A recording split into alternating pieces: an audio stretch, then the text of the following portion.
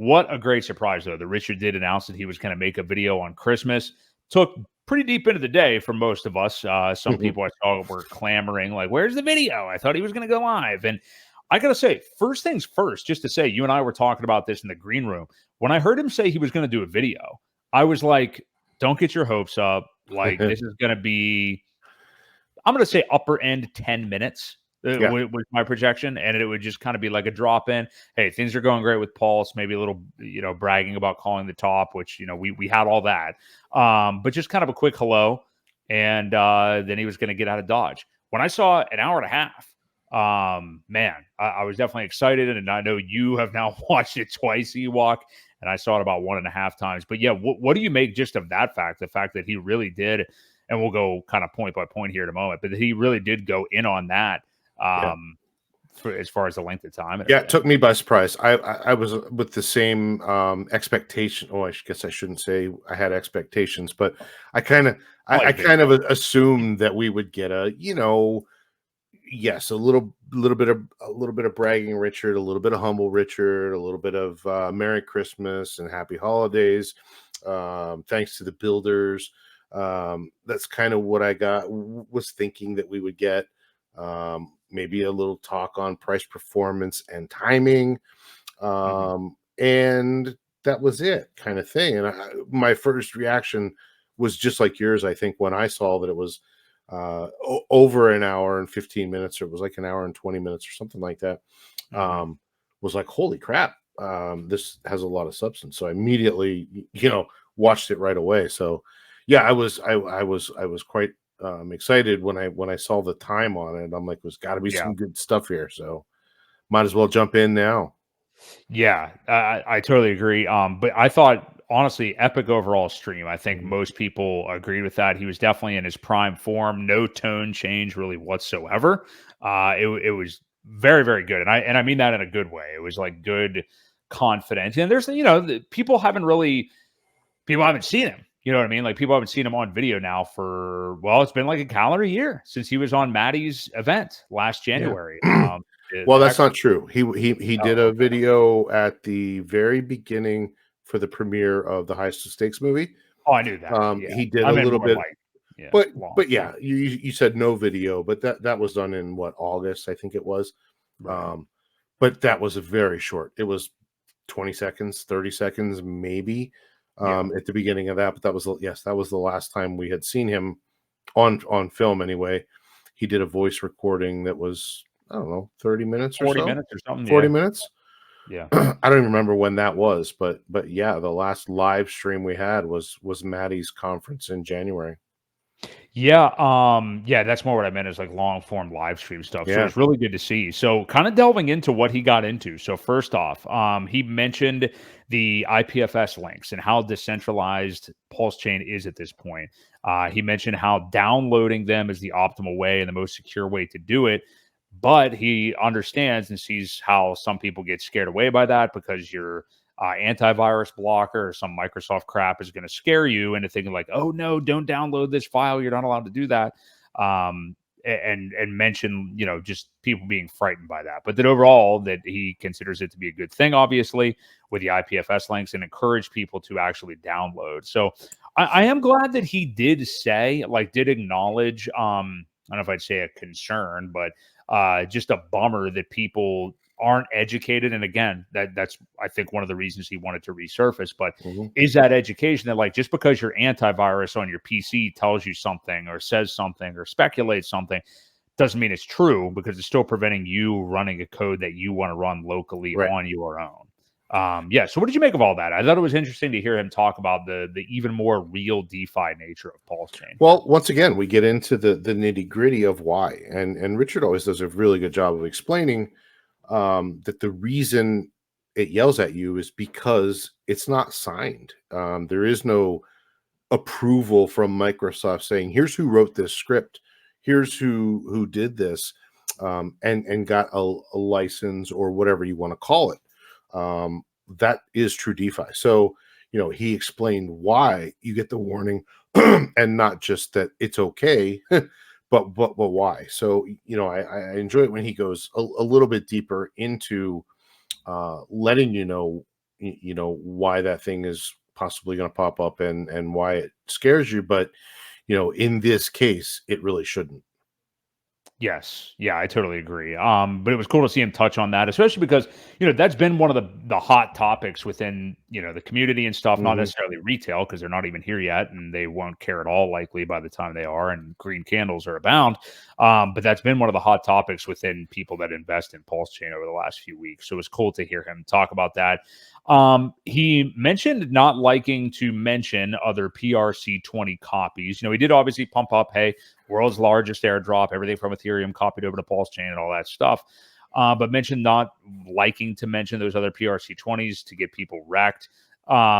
He specifically actually mentioned the wrapped BTC. And I, I didn't even look further in to verify it. I just kind of assumed it was true, but I saw somebody tweeting today that it then like plummeted 50% or something. Yeah, Okay. Yeah. So because he he had mentioned brought it that. up before, and they Yeah, bought it. That's why he I doesn't like. remember. I remember. Yeah. Yeah, well, there was that, and then also I think there were some speculators out there that there was a cloaked reference to PDI maybe in this conversation. I mean, this is just the people that continue to pound that narrative, Yeah. whether they are eventually right or wrong. But yeah, what did you mention? Or yeah, what did you mention? What did you make of him talking about not wanting to promote many PRC20s, even the copies that people from ETH may enjoy realizing that they can claim on Pulse Chain? Well, so he did, mention, like you said, he mentioned the Bitcoin. He mentioned that the loans, things were being built. I just think that if he doesn't create it, he's not going to talk about it a whole lot. Right. So, he's very leery. And then, out of the woodwork, here come the Atropa PDI people saying, well, yeah, but he really meant this. But he didn't say it, but he really meant this. And we're still going to $1. And I'm like, Right. Right. oh man, here we go all over again. I thought we kind of moved on past that. Um, I honestly think that Richard has a stable coin planned. Um, I don't know for sure, but it would be my guess that there is something planned. He had always said that he had something up his sleeve. And I think that's what it is. I think there will be his own native stable coin on Pulse Chain once things get a more solid, footing. But yeah, I mean, he doesn't want to get people wrecked, and that's kind of what he's always done. He's always tried to look out for people, not talked about the things he didn't create, because he said himself, if I don't have the time to look into it or read the code or check the audits or things like that, I'm very leery to talk about it. I like what people are doing, I like what they're building, and um, I don't want to talk about it because I haven't looked into it enough. So that's essentially that's what I got out of what he was saying. But crediting people for building and bringing new audiences over, and giving them some of the toys, basically, just without saying it so much, is create something cool, just don't rug pull. Right. you Yes, know I totally agree. Yeah. Yeah, and I understand his hesitance to do that. I wouldn't want to do it either. That's yeah. why, like we said a moment ago, talking about Go Pulse and things like that, that he did mention. He's mentioned Hedron's front end before. Anything that he does mention like that, I mean, it's essentially he only really does that if he's pretty much co-signing it. He's never going to utter words of anything like that Yep. until he feels that confident about it, because his reputation's too big. He knows how many people follow him, and he just doesn't want that on him. So yeah, I mean, Oh, and one more I, thing. go ahead. One more thing. He has always been, if you've watched Richard from the early days, he's always been one of those type of guys where he won't mention a scam. He would rather not Mhm. talk about it at all rather than to come out and say, hey guys, this is a scam, because it still gets people to go look at it. And then some of Yeah. them will end up buying it. So he won't talk about it at all. If you don't hear him talk about something, not always, it's not that he supports it, but he doesn't want you to get scammed either. So think Mhm. about that as well.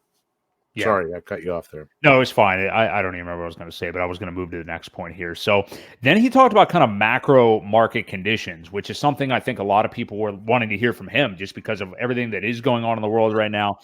The fact that it does seem like the Fed is going to pivot by the middle of next year and start cutting rates again. We've never really seen Bitcoin perform in this kind of environment, yada, yada, yada. So it all kind of narrowed him down to ask the question, is this the bull market? And then he obviously said that the most correct thing you can say about that is that it depends on your time frame, which is exactly right. You know, did you buy Bitcoin at 15K? Did you buy the bottom of Pulse Chain and you're just, you know, sitting here waiting? Well, yeah, it's probably a start of a bull market for you right now. But he looked at macro, assured the downturn of the Fed, basically said for sure, like we're going to see some kind of a downturn after the Fed pivot here next year. But says the timing of everything is on schedule otherwise, meaning like the Bitcoin 4-year cycle. Yeah. I didn't catch a definitive, like, you know, when he's confident about something, he will say it. Yeah. I didn't catch like a definitive confident call, which led me to the fact that not that he's necessarily like worried about market conditions, but just that he just what I'm saying, that he doesn't really have a direction to go, and he's interested to see what is going to happen, what will be the reactions to this pivot and things like that. So yeah, what did you glean from that? I think so too. You know, if you paid close enough attention, he says, well, I think we've spent enough time at these levels to where we can go up. And then he did mention, you know, it also depends on when you bought. So, you know, he mentioned both of those, you know, as far as when you bought and how long it's lasted, you know, because historically the bear markets only last so long. And he, you know, he kind of hinted around without saying it as much as, you know, I think we've had enough time. I think we've spent enough time down here to shake out a lot of the weak hands, a lot of the people that didn't believe, and that's kind of what I took from it. You know, the combination of both of those. So, you know, but again, he did say that there would be a you know, a pullback, just like historically there's been every other time that there was a pivot. So, you know, Right.